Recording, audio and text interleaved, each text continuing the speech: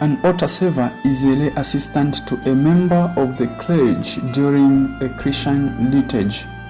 An altar server attends to supporting tasks at the altar, such as fetching and carrying, ringing the altar bell, among other things. If young, the server is commonly called an altar boy or altar girl. In some Christian denominations, altar servers are known as acolytes.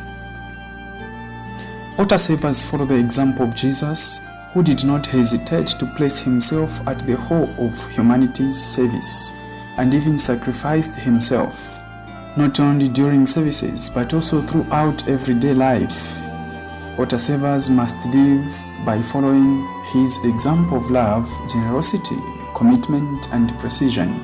Altar servers are Jesus' friends, usually young people full of energy and willingness to take part in the activities of the church by offering their contributions of love and devotion. Here are some of the altar servers of St. Peter's Cyahafi parish during this time of confinement. Here they give a glimpse of what happens in normal days when they have their weekly and general gatherings. They present a prayer and a traditional song.